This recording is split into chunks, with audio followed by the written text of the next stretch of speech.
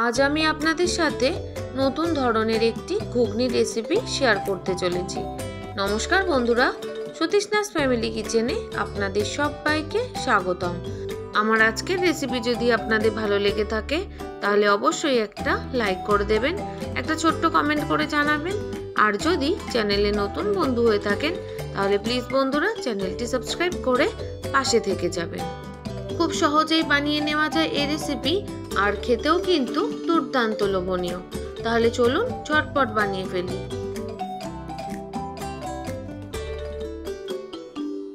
রেসিপিটি বানানোর জন্য এখানে আমি 500 গ্রাম ঘুগনির মটর নিয়ে নিয়েছি। এখন আমি এই মটরটাকে 7 থেকে 8 ঘন্টার জন্য ভিজিয়ে দেব। তার জন্য পরিমাণ মতো জল দিয়ে দিয়েছি। এবার একটু ভালো মতো মিশিয়ে দিয়ে ভিজিয়ে রাখবো।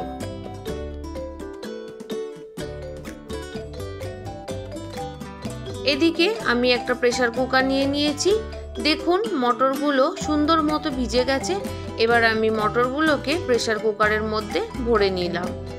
দিয়ে দিলাম পরিমাণ মতো জল, সাথে দিয়ে দিচ্ছি সামান্য একটু হলুদ, আর দিয়ে দেব অল্প একটু নুন। এবার কুকারের ঢাকনা আটকে 2টো সিটি দিয়ে নেব। যেহেতু আমি নতুন ধরনের একটি ঘুগনি শেয়ার করব বলেছি, তাই আমি এখানে নিয়ে নিয়েছি বেশ কিছু ছোট দানার সয়া বড়ি। এবার এই সয়া বড়ি বা সয়াবিনগুলোকে আমি জল দিয়ে ভিজিয়ে দিচ্ছি। মোটামুটি 2 ঘন্টার মতো ভিজিয়ে রাখলেই সুন্দর মতো ভিজে যাবে। 2 ঘন্টা পর আপনাদের একটু দেখিয়ে দিচ্ছি কত সুন্দর মতো সয়াবিনগুলো বা সয়া বড়িগুলো ভিজে গেছে। আপনারা দেখেই বুঝতে পারলেন বন্ধুরা যে কত সুন্দর মতো ভিজে গেছে। এবার আমি সয়াবিনগুলোর থেকে ভালো মতো করে জল চিপড়িয়ে ফেলে দেব। এখানে আমি নিয়ে নিয়েছি 2টো বড় সাইজের পেঁয়াজ কুচি করে নিয়েছি। 5টা কাঁচা লঙ্কা। এখানে একটা বড় সাইজের আলুকে আমি ছোট ছোট ডুমডুম করে কেটে নিয়েছি। সাথে এখানে 2টো মিডিয়াম সাইজের টমেটো কেটে নিয়েছি। এদিকে গ্যাসের মধ্যে কড়াই গরম বসিয়ে দিয়ে দিলাম পরিমাণ মতো সাদা তেল। তেলটা খুব ভালো মতো গরম হয়ে গেলে ছোট ছোট করে কেটে রাখা আলুগুলো তেলের মধ্যে দিয়ে দিচ্ছি। 2 থেকে 3 মিনিট আলুগুলো আমি ভেজে নেব জোর আঁচে। আমি এখানে সাদা তেলের ব্যবহার করেছি বন্ধুরা, আপনারা চাইলে সর্ষের তেল দিয়েও রেসিপিটি বানাতে পারেন।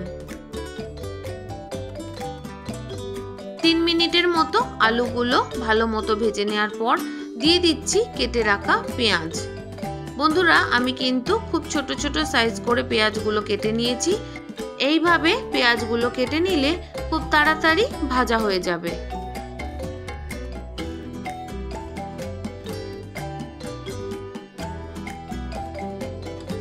আলু আর পেঁয়াজগুলোকে খুব ভালো মতো করে মিশিয়ে নিয়েছি।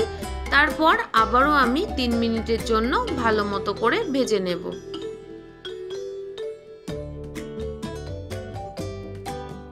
গ্যাসের ফ্লেমটা হাইতে দিয়েই কিন্তু আলু আর পেঁয়াজগুলোকে ভেজে নিতে হবে, আর সাথে বারবার করে নাড়াচাড়া করে দিতে হবে।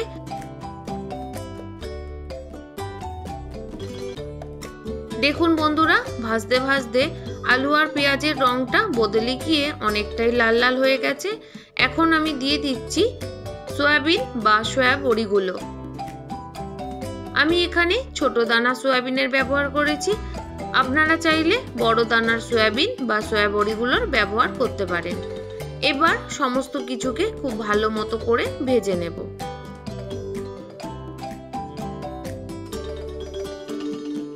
দিয়ে দিচ্ছি পরিমাণ মতো নুন, আর দিয়ে দেব পরিমাণ মতো হলুদ। যেহেতু আমি মটরগুলো সেদ্ধ হওয়ার সময় অল্প একটু নুন হলুদ দিয়েছিলাম, তাই আমি এখন বুঝে শুনেই নুন আর হলুদটা দিয়ে দিলাম। এবার খুব ভালো মতো করে মিশিয়ে নেব।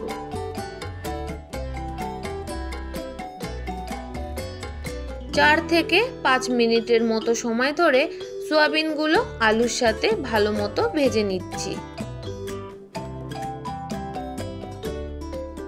বন্ধুরা, আপনারা তো অনেকেই আপনাদের মতো করে ঘুগনি বানিয়ে থাকেন, তবে একবার এই সোয়া ঘুগনির রেসিপিটি বানিয়ে দেখবেন। আশা করি আপনাদের ভীষণ ভালো লাগবে। সোয়াবিন, আলু আর পেঁয়াজটা খুব ভালো মতো ভেজে নেওয়া হয়ে গেছে। এখন আমি দিয়ে দিলাম 1 চামচ আদা বাটা, 1 চামচ রসুন বাটা, সাথে দিয়ে দিলাম চেরা 5টা কাঁচা লঙ্কা আর কেটে রাখা টমেটোর টুকরো। এবার সমস্ত কিছুকে খুব ভালো মতো করে মিশিয়ে দিচ্ছি। বন্ধুরা, নতুন ধরনের এই সোয়া ঘুগনির রেসিপি বা সোয়াবিন দিয়ে ঘুগনির রেসিপিটি যদি আপনাদের ভালো লেগে থাকে তাহলে অবশ্যই একটা লাইক করে দেবেন। বেশ ভালো মতো করে মিশিয়ে দেওয়ার পর ঝালের জন্য আমি আরো অল্প একটু লঙ্কার গুঁড়ো দিয়ে দিলাম, সাথে দিয়ে দিলাম অল্প একটু মশলার বাটি ধোয়া জল। এবার খুব ভালো মতো করে কষিয়ে নেব। যে সকল বন্ধুরা প্রত্যেক দিন আমার ভিডিওর সাথে সম্পূর্ণভাবে জুড়ে থাকেন তাদের সবাইকে জানাই অনেক অনেক শুভেচ্ছা, অনেক ভালোবাসা। আর যে সকল বন্ধুরা আজ আমার চ্যানেলে প্রথম এসেছেন, প্লিজ বন্ধুরা রেসিপিটি ভালো লাগলে অবশ্যই কিন্তু সাবস্ক্রাইব করে পাশে থেকে যাবেন। এমন অনেক বন্ধু আছেন যারা ভিডিও দেখেন অথচ একটা লাইক করতে ভুলে যান। তাদের উদ্দেশ্যে বলি বন্ধুরা, রেসিপিটি ভালো লাগলে অবশ্যই কিন্তু একটা লাইক করে দেবেন, কারণ আপনাদের একটা লাইক আমাকে আরো ভালো ভালো ভিডিও বানানোর উৎসাহ দেয়। বেশ কিছুক্ষণ কষিয়ে নেওয়ার পর স্বাদের ব্যালেন্সের জন্য দিয়ে দিলাম 1 চামচ চিনি। আপনারা যারা যারা চিনি পছন্দ করেন না তারা অবশ্যই চিনিটা স্কিপ করে যাবেন। এবার পুরোপুরি জলটা শুকিয়ে আসা পর্যন্ত ভালো মতো করে কষিয়ে নিচ্ছি।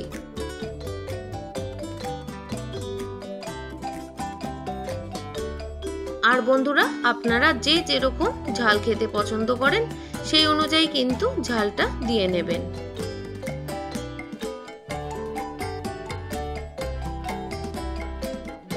দেখুন বন্ধুরা, কষাতে কষাতে জলটা প্রায় শুকিয়ে গেছে আর কাঁচা আদা রসুনের গন্ধও চলে গেছে। সুন্দর মতো কষিয়ে নেওয়া হয়ে গেছে। এখন আমি সেদ্ধ করে রাখা ঘুগনিটা দিয়ে দেব। তার আগে ঘুগনিটা আমি আপনাদের একটু দেখিয়ে দেব যে আমি কিরকম সেদ্ধ করেছি। দেখুন সুন্দর মতো সেদ্ধ হয়ে গেছে।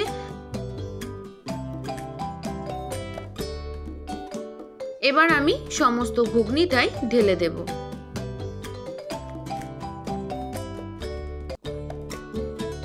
এবার সমস্ত কিছু খুব ভালো মতো করে মিশিয়ে দিচ্ছি।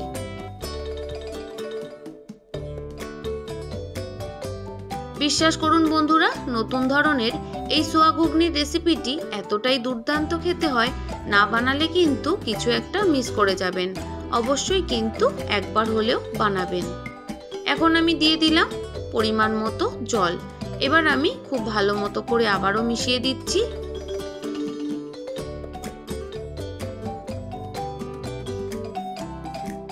খুব ভালো মতো করে মিশিয়ে নেওয়া হয়ে গেছে। এবার আমি 3 মিনিটের জন্য ঢাকনা দিয়ে দেব। 3 মিনিটের জন্য ঢাকনা দিয়ে ভালো মতো ফুটিয়ে নেওয়ার পর আমি আবারও একটু নাড়াচাড়া করে দেব। আমি যেহেতু একটু মাখা মাখা বানাবো তাই জলটা আমি একটু কম দিয়েছি, তবে আপনারা যদি ঝোল রাখতে চান সেই অনুযায়ী জলটা আর একটু বেশি দিয়ে দেবেন। খুব ভালো মতো করে নাড়াচাড়া করে নেওয়া হয়ে গেছে। এখন আমি দিয়ে দেব 1/2 চামচের মতো ভাজা মশলার গুঁড়ো। এই ভাজা মশলাটা আমি 1 চামচ গোটা ধনে, 1 চামচ গোটা জিরে আর 2টো শুকনো লঙ্কা শুকনো খোলায় রোস্ট করে নিয়ে তারপর গুঁড়িয়ে নিয়েছিলাম, সেখান থেকেই 1/2 চামচের মতো দিয়ে দিলাম। ভাজা মশলাটা দেওয়ার পর আবারও ভালো মতো মিশিয়ে 1 মিনিটের জন্য জোর আঁচে ফুটিয়ে নেব। আমার সাথে এতক্ষণ ধৈর্য ধরে থাকার জন্য আপনাদের সবাইকে অসংখ্য অসংখ্য ধন্যবাদ। আপনারা সবাই ভালো থাকবেন, সুস্থ থাকবেন। রেসিপিটি ভালো লাগলে অবশ্যই কমেন্ট করে জানাবেন। 1 মিনিট হয়ে গেছে, এখন আমি গ্যাসের ফ্লেমটা বন্ধ করে নামিয়ে নিলাম। তাহলে বন্ধুরা, আজ এখানেই শেষ করলাম। কাল আবারও একটা নতুন কোনো সহজ রেসিপির সাথে চলে আসছি।